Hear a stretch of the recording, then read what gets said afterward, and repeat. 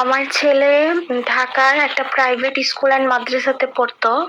তো আমরাও হচ্ছে সবার মতো আনসারুল্লাহর একটা পেজ ফলো করতাম, যেটার নাম ছিল magic English learning school maybe. তো ওটাতে দেখলাম যে ওরা খুব অ্যাক্টিভ, বাচ্চারা খুবই অ্যাক্টিভ। বাচ্চাদের পড়াশোনা থেকে শুরু করে হ্যান্ড রাইটিং, খাওয়া দাওয়া, খেলাধুলা, তারপর হচ্ছে গোসল, এভরিথিং সবকিছু খুব সুন্দর করে প্রেজেন্ট করতো। তো ওরা খুবই অ্যাক্টিভ ছিল। এগুলো বাসায় বসে বসে ফলো করতাম। তো ওরা হচ্ছে এমন ভাবে বেবিদেরকে ফেসবুক পেজে প্রেজেন্ট করে যে এখানে সন্দেহ করব, যে সন্দেহ করার মতো কোনো স্পেসই ওরা রাখতো না। তো আমি হচ্ছে এগুলো দেখে এত ইমপ্রেস হয়েছিলাম যে আমি ঢাকাতে যেখানে আমার ছেলে পড়তো এখানে আমি আর রিঅ্যাডমিশন করাই নাই।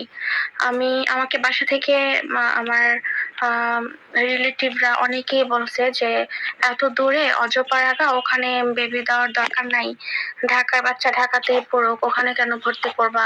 এভাবে করে আমাকে অনেকেই বোঝাইছে। আমি বললাম যে না, আমি আল্লাহর রাস্তায় ছেলেকে দিব, সেটা দূরে হোক আর যেখানেই হোক, আমার ছেলে তো ভালো থাকবে। আর ওরা তো খুব যত্ন করে বাচ্চাদেরকে। দিতে দূরে তো কি হয়েছে, পড়াশোনা হলেই হলো, ভালো সাথে দেখা করা যাবে না, 1 মাস পর হচ্ছে বাচ্চার সাথে দেখা করতে দিবে, আর 3 মাস পর মেবি বাসায় আনতে দিবে, এরকম কথা ছিল। পরে হচ্ছে 1 মাসের মধ্যে আমরা আর দেখা করি নাই, ফোনেই কথা বলতাম। ওদের যে উস্তাদ যে ছিল, ওই উস্তাদের মাধ্যমে হচ্ছে ফোনে কথা বলতাম। তখন আনসারুল্লাহকে হোয়াটসঅ্যাপে মেসেজ দিলে উনি ওইভাবে রেসপন্স করতো না, কিন্তু পরে হচ্ছে আমি অন্য উপায় বের করলাম যে না, বাচ্চাকে তো দেখতে হবে, তাই না। পরে ওর উস্তাদের মাধ্যমে আমি রেগুলার ওর সাথে ওর খোঁজ খবর নিতাম, এই আর কি। তো 1 মাস পর যখন বাচ্চাকে দেখতে গেলাম, গিয়ে তো আমি পুরাই শকড, কারণ এরকম তো রেখে আসি নাই বাচ্চা। খুব হেলদি ছিল আমার ছেলে, খুব গোলুমোলু ছিল, একদম সুস্থ বাচ্চা আমি রেখে আসছি। গিয়ে দেখি আমার ছেলে এত অসুস্থ, এত পরিমাণে ঠান্ডা। ওর এমনিতেই মানে ছোট থেকে ওকে খুব সেফ সেফ ভাবে রাখতাম আর কি। তো গিয়ে দেখি যে ওর প্রচন্ড ঠান্ডা, ওর বুকে কফ বসে গেছে। তখন ওনাদেরকে বললাম যে আপনারা হচ্ছে কি ট্রিটমেন্ট করলেন, বাচ্চা তো শ্বাসকষ্ট হইতেছে, ও তো নিঃশ্বাস নিতে পারতেছে না, ওর নাক মুখ, এত বড় বাচ্চা, ওর নাক মুখ একদম বন্ধ হয়ে আছে।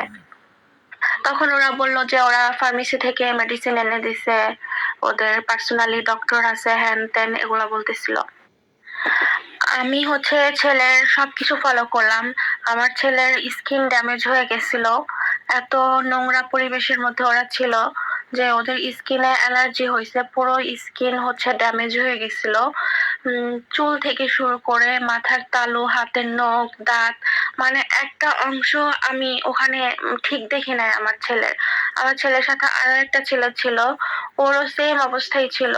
তো ছেলেকে দেখেই তো আমার মা ছিল, আমার বাবা ছিল, বাচ্চার বাবা ছিল, ওরা সবাই হচ্ছে শকড হয়ে গেছে যে এমন তো রেখে জানি, বাচ্চা এমন কেন হলো।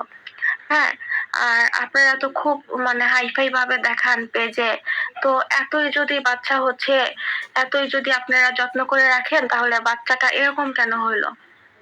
তো তখন ওরা ওখানে তেমন ভাবে আমাদেরকে আনসার দিতে পারতেছিল না। বলতেছিল যে ডক্টর দেখাইছে, হ্যান ত্যান, গোসলের ব্যবস্থাও আছে।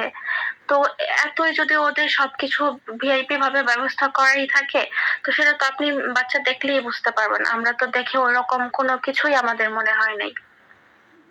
তখন এক পর্যায়ে আমরা বললাম যে আমরা হচ্ছে ছেলেকে এখানে রাখবো না, আমাদের টাকা রিটার্ন করে দিতে। তারপর ওখানে হচ্ছে বাচ্চা রাখবো না তো রাখবোই না, এরকম কথাবার্তা হচ্ছিল। পরে ওদের টাকা রিটার্ন করতে বলতেছিলাম, ওরা টাকা রিটার্ন করবে না। এক পর্যায়ে ওখানে অনেক ঝগড়াঝাটি হয়, আর ও যে একটা ছেলে ছিল, ওই ছেলের বাবার সাথে এক পর্যায়ে মারামারির পর্যায়ে চলে যায় আর কি ওখানে। পরে অনেক টাইম লাগছে, ওরা আমাদের ভর্তির টাকাটা হচ্ছে রিটার্ন করে, 40,000 টাকা। সবারই তো অনেক কষ্টের সন্তান, সবাই খুব কষ্ট করে বাচ্চা লালন পালন করতেছে। কেউ যেন এরকম প্রতারক চক্রের হাতে না পড়ে, ওখানে যেন বাচ্চাকে ভর্তি না করে। হ্যাঁ, আরো তো অনেক ভালো ভালো প্রতিষ্ঠান আছে, ভর্তি করার আগে যেন একবার না হাজারবার যেন খোঁজ খবর নেয়, নিয়ে তারপর যেন ভর্তি করে। আর ওর যে প্রতিষ্ঠানের আশেপাশে যে এলাকার লোকজন, ওখানে গিয়েও যেন খোঁজ খবর নেয়, একটু সময় নিয়ে হেঁটে হেঁটে যেন খোঁজ খবর নেয়, নিয়ে যেন দেখে বুঝে তারপর যেন বাচ্চা ভর্তি করে। আমরা তো হুট করে গিয়ে ভর্তি করে ফেলছি, আমরা ওইভাবে খোঁজ খবর নেই নাই। যখন বাচ্চা রিটার্ন নিয়ে আসি ওখান থেকে নাম কেটে, তখন আমরা খোঁজ খবর নিয়েছি, যেটা আমাদের ফার্স্ট করা দরকার ছিল। হ্যাঁ, তখন জানতে পারলাম যে প্রতি বছরই এরকম হয়, কয়েক মাস পর পরই এরকম হয়, ঝামেলা হয়, মারামারি হয়, বিচার হয়। এগুলো আমাদের ফার্স্টে খোঁজ নেওয়া দরকার ছিল আর কি। তো সবাইকে সাবধান করব যে আনসারুল্লাহর প্রতিষ্ঠান থেকে সবাই বিরত থাকবেন, ওখানে কেউ বাচ্চা ভর্তি করবেন না। আর একটা অনুরোধ থাকবে, যারাই হচ্ছে ভুক্তভোগী, মানে ভুক্তভোগী তো আর একজন দুইজন না, খোঁজ নিলে দেখা যাবে যে শত শত মানুষ হচ্ছে এগুলোর শিকার হয়েছে, হেনস্থা হয়েছে। তো সবাইকে এতটুকুই বলবো, চিন্তা ভাবনা করে তারপর হচ্ছে বাচ্চা ভর্তি করতে যাবেন ওখানে। আর এই প্রতিষ্ঠান বন্ধ হলে সব থেকে বেশি খুশি হব, আল্লাহর কাছে লাখ লাখ শুকরিয়া আদায় করব যে ওর মতো জঘন্য চিটার বাটপাড়ির প্রতিষ্ঠান বন্ধ হয়েছে। এই মাসুম বাচ্চাগুলো ওখানে আজাবের মধ্যে পড়ে থাকে, ওদেরকে যেভাবে শেখায় ওরা সেভাবেই বলে, ভয়ে ভয়ে বলে। ওদেরকে এরকম করে নাকি শেখানো হইতো যে তোমরা যদি বাসায় বিচার দাও, বাসায় গিয়ে যদি উল্টাপাল্টা কিছু বলো, তাহলে কিন্তু তোমরা জান্নাতে যেতে পারবা না। এরকম ভাবে ওদের ব্রেন ওয়াশ করে দিত, আর বাচ্চারাও খুব ভয়ে ভয়ে ওইভাবেই কথা বলতো। তো সবাই ওর প্রতিষ্ঠান থেকে বিরত থাকবেন, বাচ্চা ওখানে কেউ ভর্তি করবেন না।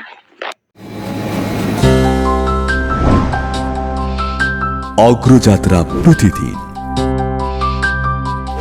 নির্ভীক প্রত্যয়ে উজ্জীবিত।